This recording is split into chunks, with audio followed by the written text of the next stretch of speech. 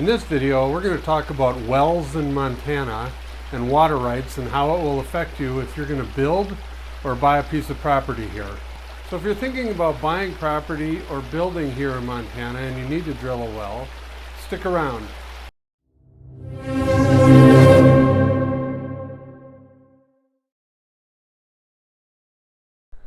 Alright, so I climbed all the way up this mountain to give you a better view of Montana.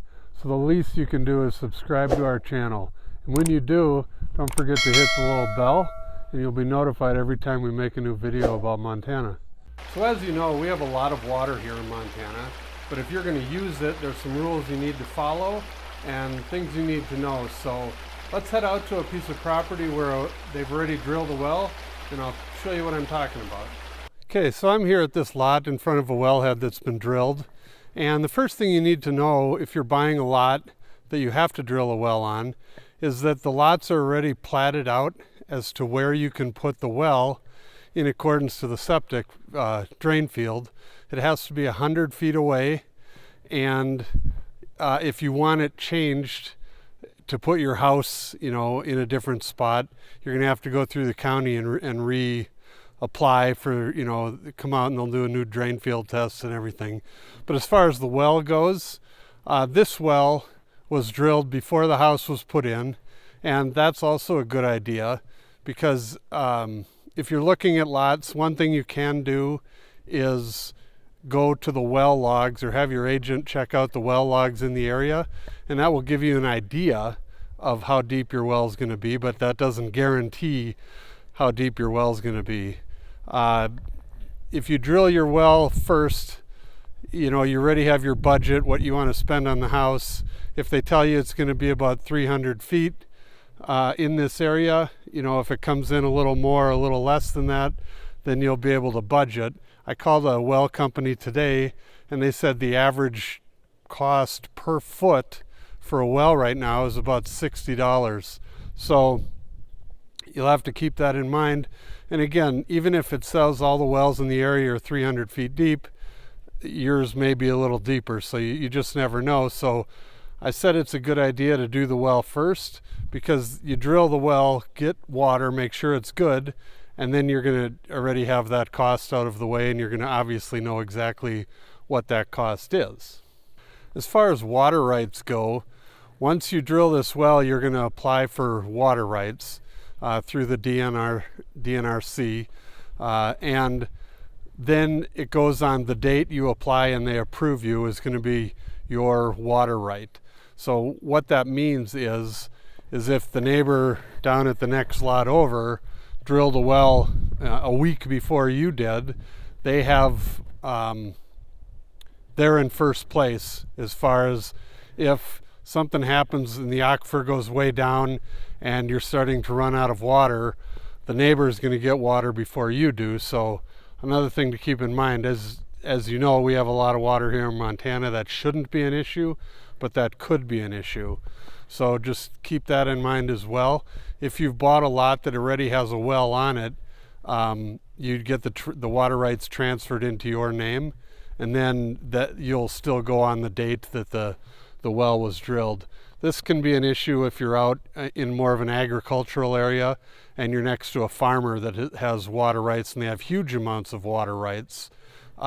If you drill a well next door and he starts to become affected, you can't, they're going to make you shut down your well before he does. So that's the one thing about water rights here in Montana.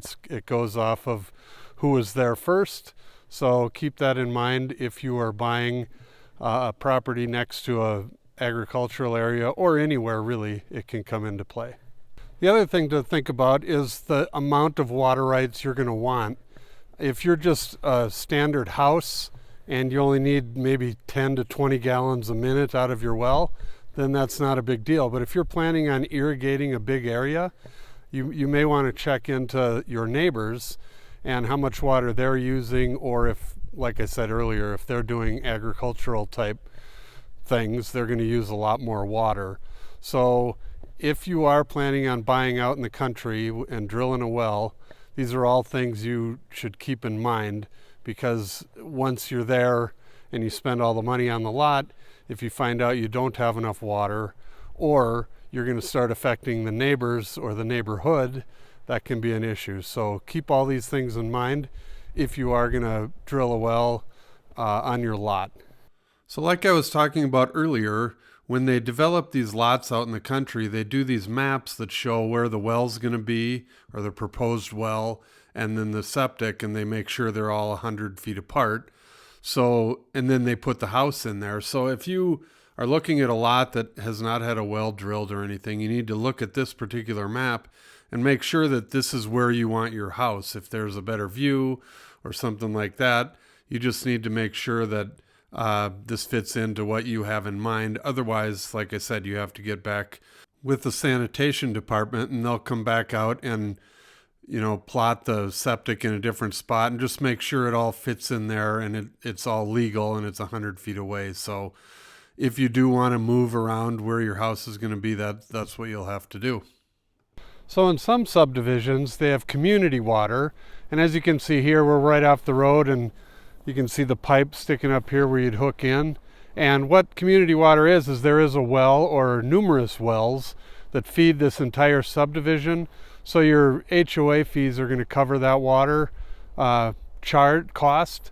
And they have to test for state law a few times a year. They test the water to make sure it's good. And, you know, it's not a town system, obviously, but it is a community system, and they have to live up to the same standards as the state standards for cities.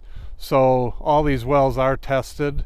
So if you are buying a lot in a subdivision with community water, there's no need to worry. As far as water rights go, again, when you buy your lot here, the water rights are implied, you know, because this whole subdivision has the rights to those wells, and the water rights are owned jointly by everyone that owns property here in the subdivision.